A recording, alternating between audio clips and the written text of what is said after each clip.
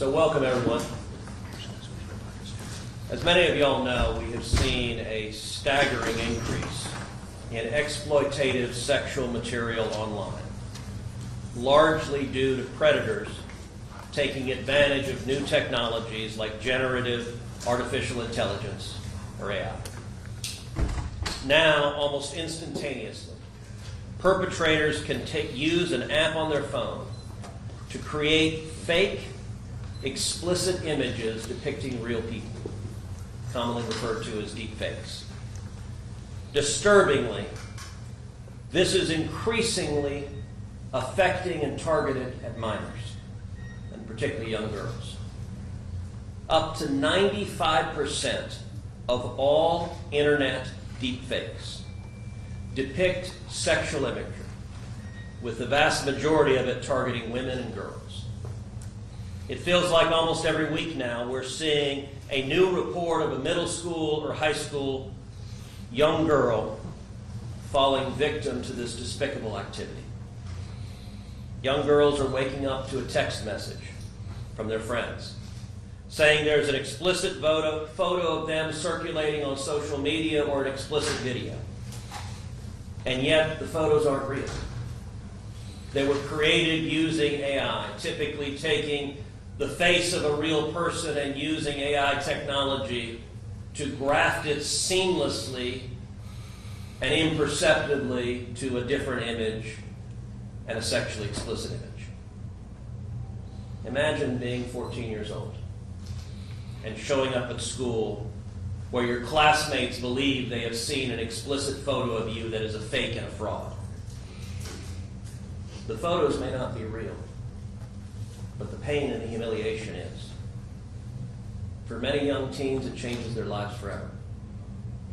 Even worse, these photos can prove very difficult to remove from the internet. They can spread quickly from one phone to another, to another, to another, causing many women and girls to have to live with being victimized over and over again.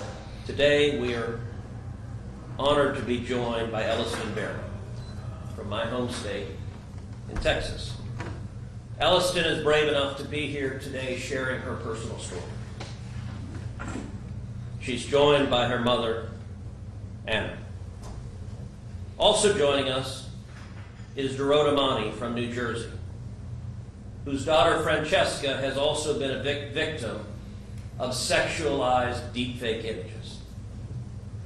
Dorota and her daughter have now made it their mission to spread awareness about this issue and to help prevent other young girls from having to go through what Francesca and Elliston went through.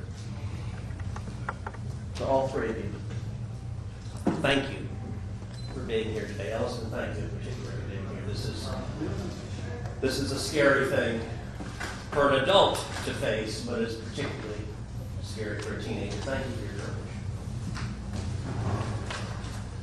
I'm also joined by my colleague, Senator Lummis, who is one of the 12 bipartisan sponsors of the new legislation to help protect victims like Elliston and Francesca.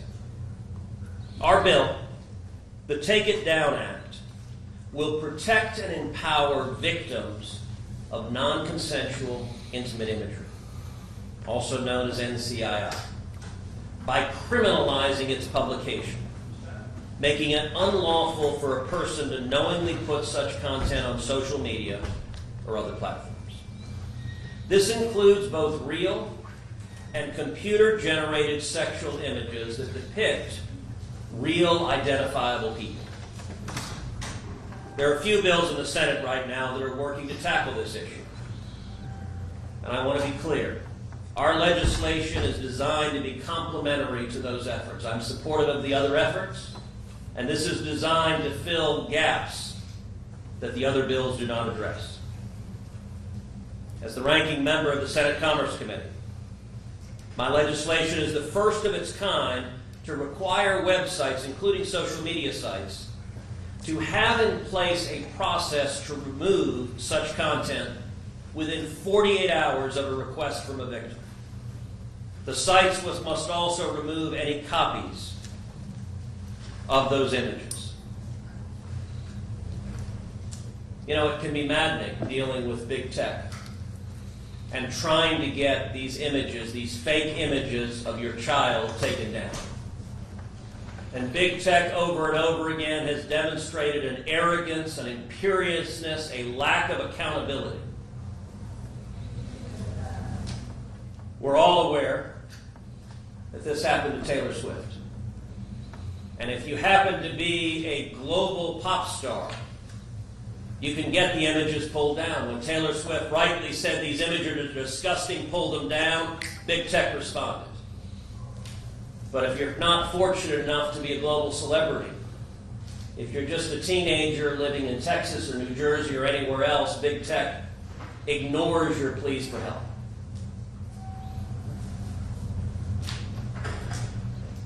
When I met with Anna last week, she mentioned the images of Elliston were still on Snapchat.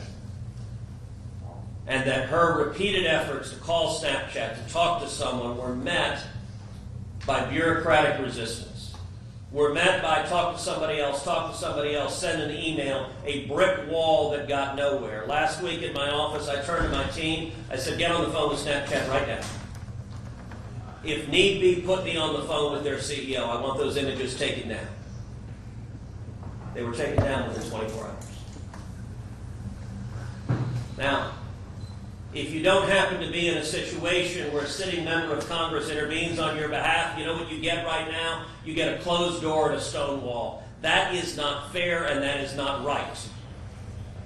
It should not take an elected member of Congress intervening to have these despicable lies pulled down from online. I'm proud to be joined in introducing this legislation with my colleagues, Senators Klobuchar, Lummis, Blumenthal, Capito, Rosen, Budd, Butler, Manchin, Young, Hickenlooper, Cassidy, and Hyman. 12 co-sponsors, bipartisan, across the board, across the ideological spectrum. We all agree this is a common sense step to criminalize the publication of non-consensual intimate images and to provide the statutory right. If this garbage is put up by you, if it's put up against you, if it's put up against your child, you have a right within 48 hours to force big tech to take it down. We're also grateful for the over 36 groups, including victims advocates, law enforcement, medical professionals, and others, who have come out in support of our bill. We are humbled by the overwhelming support this bill has received just upon introduction. Here with us today are representatives from 3 of those organizations. Yoda Soros, Chief Legal Officer of the National Center for Missing and Children, NCII.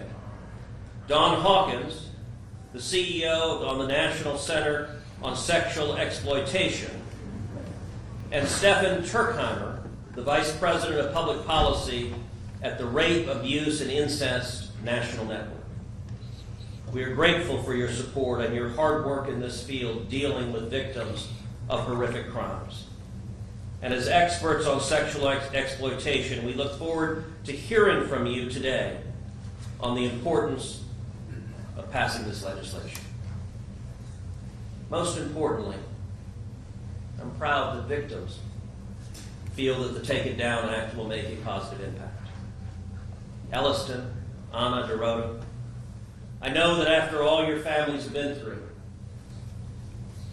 you have made it your mission to ensure that no other young girl has to go through this nightmare. You are protecting teenage girls across this country. You're protecting moms and dads from going through the agony of not being able to protect your child.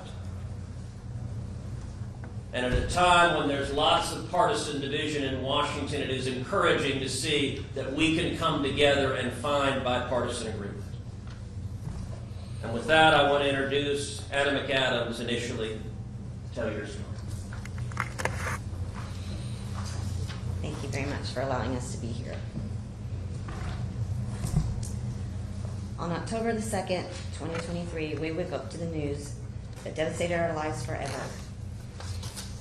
The previous day, a fellow classmate decided a fate for my daughter and her 9 friends that they never would have imagined. He decided to take beautiful, innocent pictures off of social media platforms and impose nude body parts to an AI app called DNGG. On Snapchat, he made multiple accounts. He friend requested people and blasted them with the fake nudes of the girls. It's important to draw attention to the fact that he didn't take someone else's nude images and put their faces on them. Instead, he took their actual bodies using AI to make the images look even more real. These images are child pornography. These girls were 14 years old. Their innocence was taken that day. In just 24 hours, everyone in the social group had seen these pictures. The girls' phones were ablaze with warnings. That week would become a nightmare, and the girls' classmates had taken innocent pictures and sent them out to the entire Aledo High School. Some of their friends would ask him why he was doing it, and his response was, "I want to go out with a bang. I want to ruin the girls." In today's world, those words are some of the scariest. We live with school shootings and regular things happening in our country. You could only imagine the fear that those words caused the girls. Would he come to school with an intent to hurt them? Would he kill himself? The girls didn't want to go to school. The few days that followed, the girls stayed home, but on that Friday went back to school, and the school accidentally went into lockdown. It seemed to be, to the girls, someone was after them. We're thankful that it was nothing more than a mistake, and during the lockdown, the boy decided to go into his accounts and to continue to terrorize. He would send out other pictures. This allowed the school's tech team to catch him. It is so shocking to be violated in this way. First, having nudes sent out you didn't consent to, and second, for the fear of your life that someone might take it. What he did was malicious. He chose his victims, and he reveled in the torturing of them. If we do not have stricter laws and punishments for this type of crime, it will only increase. We are thankful that all the girls have family, friends, and counselors who support them. They will come through it. If the girls had not had the support, it could have turned into the worst circumstance imaginable, like mental breakdown or even suicide. The perpetrator was charged with sale, distribution, display of harmful material to a minor. But instead of having our day in court, the Parker County deemed him not a harm and gave him only probation. When he turns 18, his record will be expunged. He will walk away unscathed. However, our girls will forever live in fear that when they apply for a job or college, these pictures might resurface. He chose a fate for our daughters that we couldn't have imagined. There needs to be consequences for what he did. This is why the Takedown Act is so crucial. This bill would hold even minors accountable for jail time for this type of crime. And it would require Snapchat and other social media apps to take the images down within 48 hours. As of last week, as you heard from Senator Cruz, we had not gotten anywhere with Snapchat. It took 8.5 months for us to get those images off there. We don't know how many times they were shared and passed around. Like he said, if we had been Taylor Swift, it would have come down immediately. This bill will give us a voice that we did not have before. So thank you. Thank you, Anna. Thank you, Anna. I'd now like to bring forward Elliston Berry to tell her story.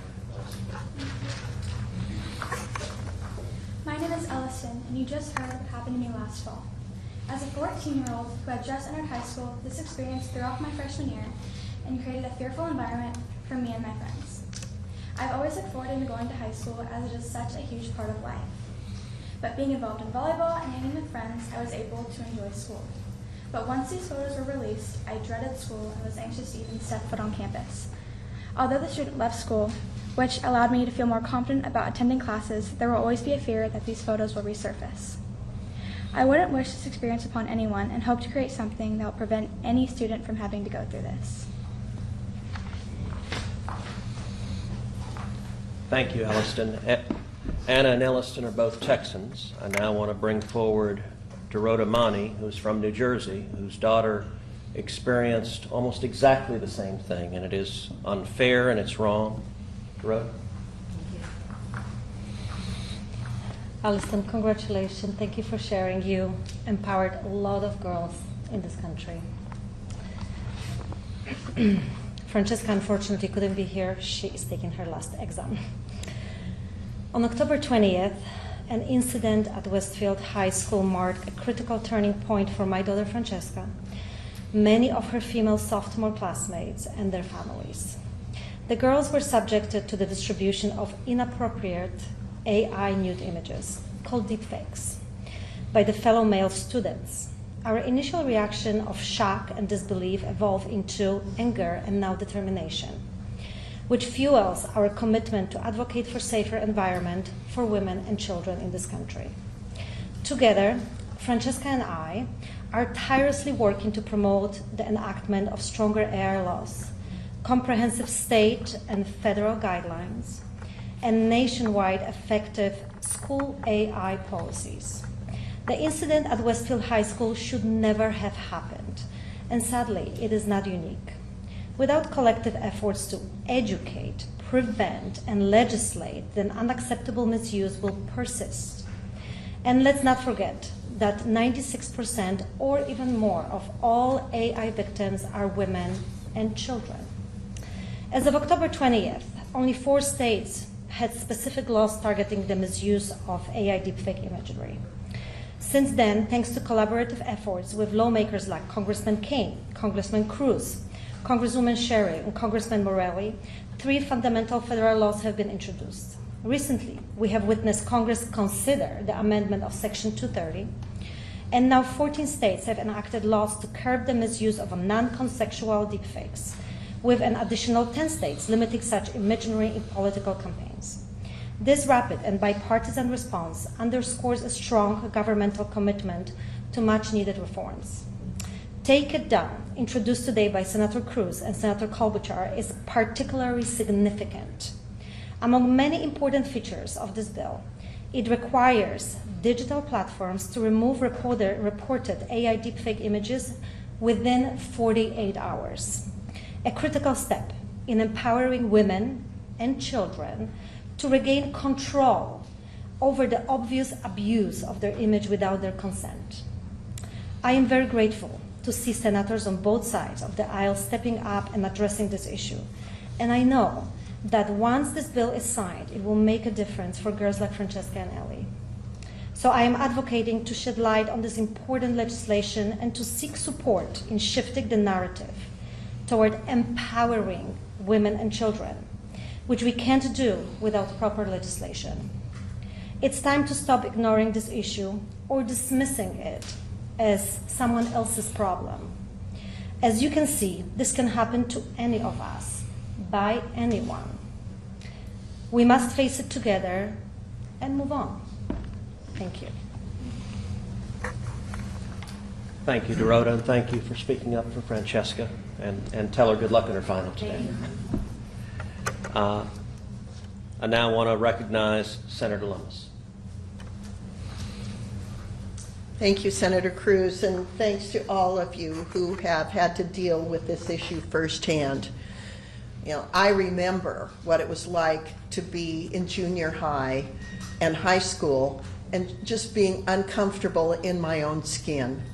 I think that's very normal for girls that age, and I would ask every person in this room, every woman in this room, to think back to what it's like to be in junior high and high school and that insecurity, that discomfort that we all have in our own skin, and then ask you to consider what these girls have been through. This is a horrific experience for these girls and their families. It can leave lasting scars. We must address this. This cannot be allowed to stand. I support the Cruz-Klobuchar bill wholeheartedly. There are other bills, as Senator Cruz pointed out, and as Senator Cruz pointed out, he supports these other efforts as well. Now, I did put a hold on one of those bills so we can work out changes to the definitions that make it as tight and targeted as the Cruz-Klobuchar bill. And I will continue to work with those teams in order to make whatever bill advances as clean and targeted and as timely, because this issue cannot wait. This issue must be addressed now. Thank you, Senator Cruz, and thank you to the victims for bringing this issue forward. It takes courage, and you have that undaunted courage that we all admire. Thank you. Thank you, Cynthia, and I would echo, Alliston, your standing here today is going to help protect another teenage girl in Texas or New Jersey or somewhere else, hopefully not to go through the nightmare you did. So thank you for doing that. I now want to recognize Yoda Soros, the Chief Legal Officer of the National Center on Missing and Exploited Children, NCII. Thank you, Senator Cruz. The National Center for Missing and Exploited Children, or NCII, is proud to support the Take It Down Act.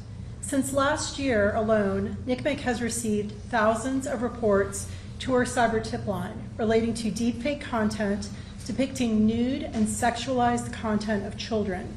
And we believe this is just the beginning of a flood of deepfake imagery exploiting children that will be circulated online. At NCII, we're seeing deepfake and nudify technology being used to generate new sexually exploitative content depicting children, to manipulate existing sexually explicit images to create new content, and to alter innocent images of children from social media to depict them in nude or sexually exploitative images.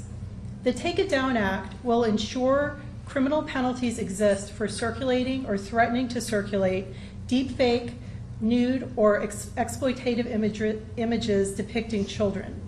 This legislation is crucially needed to close gaps in existing laws relating specifically to deepfake, nude, or sexualized content that may not meet the definition of child pornography. The notice and removal provisions of the bill especially provide an essential remedy for victims to seek redress specifically from online platforms that are hosting intimate images in which adults and children are depicted. NCII is deeply appreciative of the leadership of Senators Klobuchar, Cruz, Lummis, and the many other co-sponsors in the Senate in introducing the Take It Down Act, and we applaud their dedication to ensuring the safety of children online.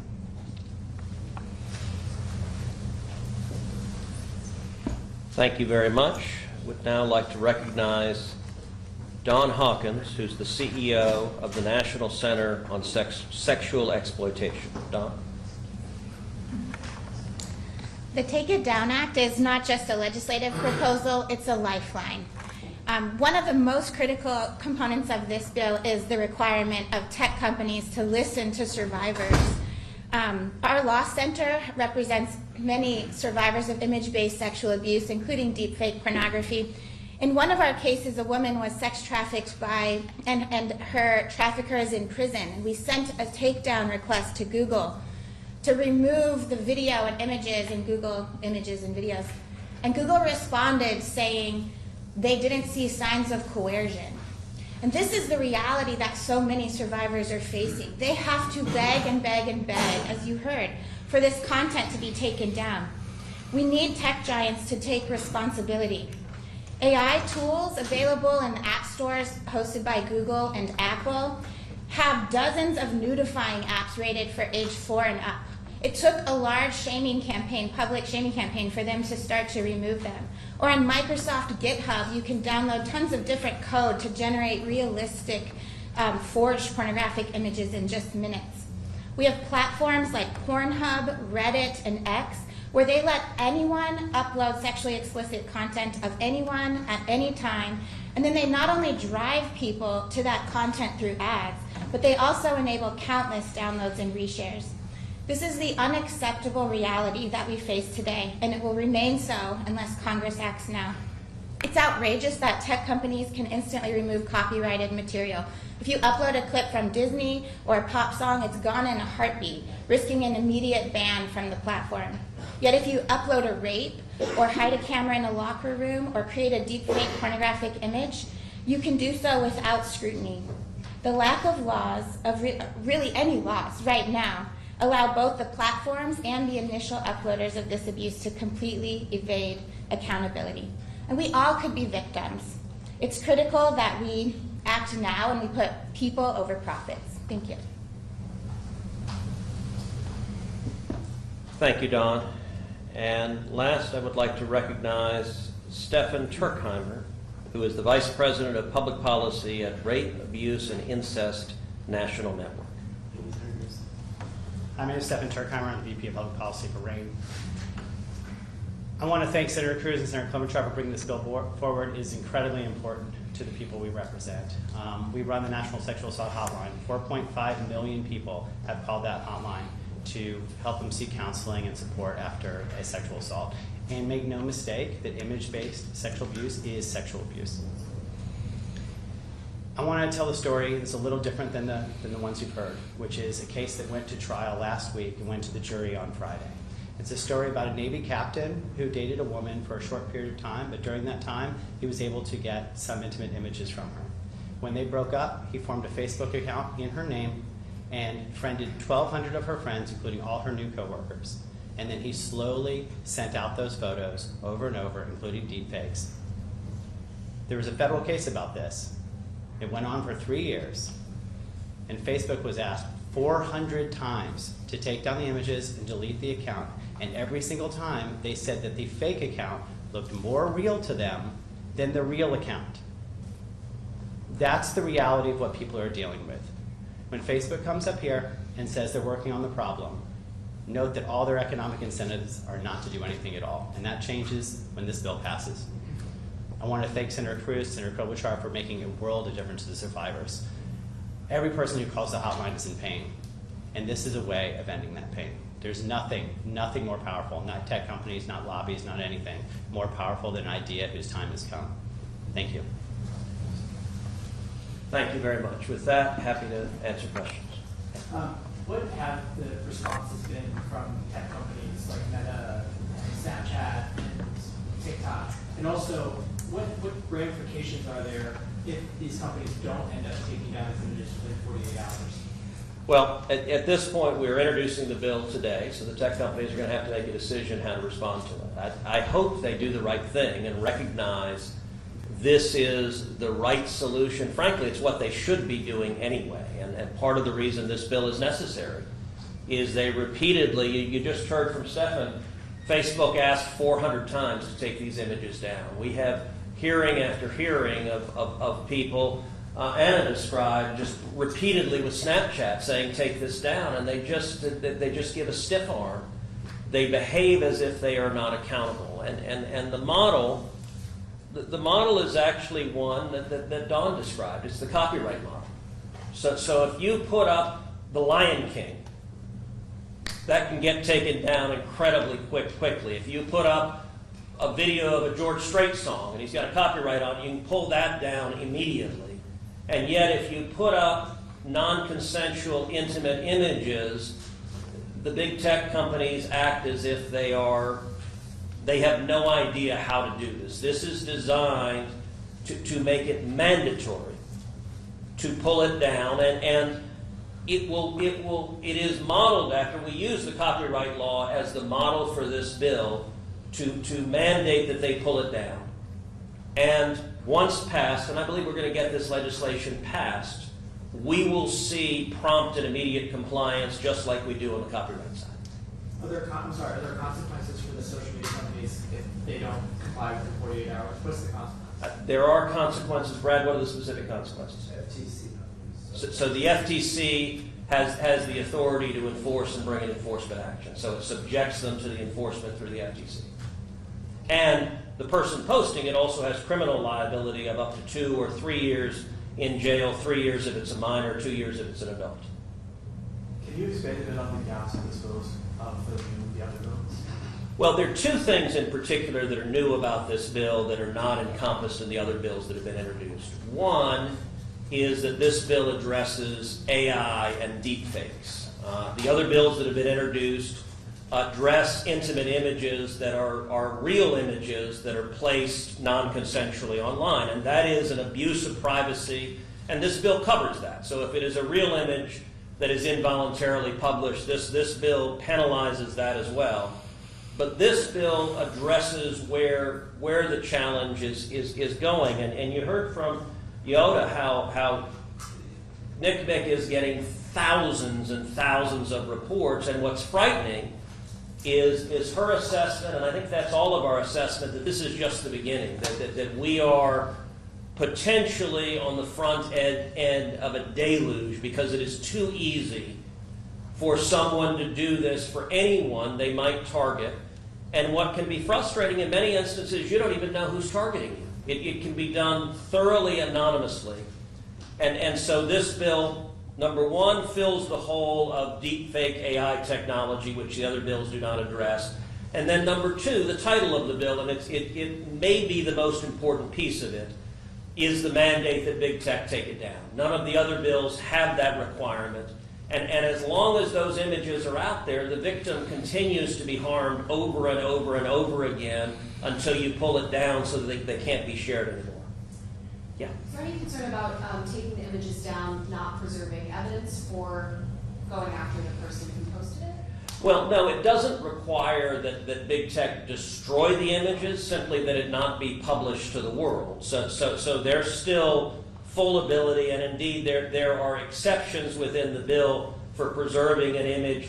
For example, to let someone know, hey, this image is up there of you. There are exceptions where it's not exploitative. If someone has an image, you certainly want to know and want someone to let you know. There's also exceptions for reporting to law enforcement. So if a mom has an image and wants to give it to the police or the district attorney to say, somebody posted this, please go prosecute it, that is not criminalized, because that's a good faith effort to stop the violation. Yes? Senator, are you thinking about how to prevent users from actually creating these deepfakes? Because taking it down seems like the fact has already been done and it's out there, but have you been thinking about ways to legislate around preventing it from actually happening? So the way this bill focuses on prevention is through the criminal penalties. That criminal penalties of up to 2 years if it's an image of an adult, up to 3 years if it's an image of a child. That, I believe, will be a very significant deterrence. And will it be perfect? Will there still be people who commit offenses? In all likelihood, unfortunately, but I think the power of real criminal penalties is that it's going to ratchet up the cost for people doing it. And I think the question you're raising is an important one. And look, when it comes to big tech platforms, for example, you heard from the other witnesses here how the platforms put these apps up that make it easy to create these images. I think there's a lot to be done urging platforms, don't make these apps widely available when their only use is to create this kind of abuse. And I don't know if anyone wants to chime in on any of these questions, but all right, let's do one last question then. Yes. You mentioned it's maddening dealing with big tech and their attitude towards some of these efforts to rein in what they're doing. How do you assess the prospects of this getting through, and how does it compare to other bills that have tried to get a handle on some of the things happening in this session? Look, I think this bill we're going to get passed. We have 12 co-sponsors right at the outset. It is bipartisan, and it's across the spectrum. I don't think there's an ideological divide on this. I don't think there's a partisan divide on this. Standing here today, I don't know if the big tech companies will lobby against this or not. I hope they don't. I hope they recognize this is an eminently common sense step that, frankly, is what they should have done a long time ago. And the marginal additional profit they get from circulating this garbage, I hope they're willing to look the other way. So it would be disappointing if the tech companies come in against this. This bill is also designed to be in the Commerce Committee. I'm the ranking member on Commerce. I very much hope we have a markup in the Commerce Committee soon. I'm going to be pressing the chairman of the committee, Maria Cantwell, to schedule a markup. This ought to be a bill that would pass. My suspicion is when we have a markup, I expect that it will pass unanimously in committee. I don't know that. We don't have those votes locked down. But I'm not aware of any opposition from members on either side of the dais. And then the question is, can we get it moved on the floor? My hope is to get it passed, and I'd like to get it passed this year. That's what I'm going to be pressing to do. It will depend on if there are any senators who object. As I stand here today, I don't know of any senators who object, and I hope they don't. I mean, we tried to spend real time drafting this in a way that it is narrowly targeted to the harm. So it doesn't have, it's not overbroad, it doesn't encompass conduct outside of what we're seeking to prevent. And look, this bill is really designed to provide help, needed help to moms, to kids, to the victims of these egregious invasions of privacy and these egregious violations. And I just want to say I want to thank everyone for joining us today, and I want to thank in particular Dorota and Anna, and especially Elston. I have teenage daughters, and I know this is standing in an array of TV cameras is not an easy thing to do. You did a fantastic job, by the way. And so thank you for your courage, and thank you for everyone for being here. We're going to get this done, and there are a lot of times when the Senate doesn't work, it doesn't work very well, but I believe on this bill, the Senate will do exactly the job we're supposed to do, and we'll come together and get it passed and answer the needs of our constituents. And I will point out as just a closing observation that one of the first steps that put this issue on my plate was a call that my office got from Anna. They're Texans. And she called our office and told us what had happened to Elston. And that, I've been focused for a long time on protecting kids online from all sorts of predators and all sorts of harmful material that is directed at children. And I got to tell you, every parent I know who has teenage kids or who has adolescent kids is terrified about the threats that come online. Our kids, it's really hard to be a kid today. But this started really with that phone call that it was teed up in our office, and we said, this is horrible. There ought to be a way to fix it. And that is what prompted this legislation and prompted the coalition that's come together. And thank you, each of you, for your groups, the work you do fighting for kids, fighting for victims of horrific abuse. That's incredibly important, and I appreciate it. All right, thank you, everybody.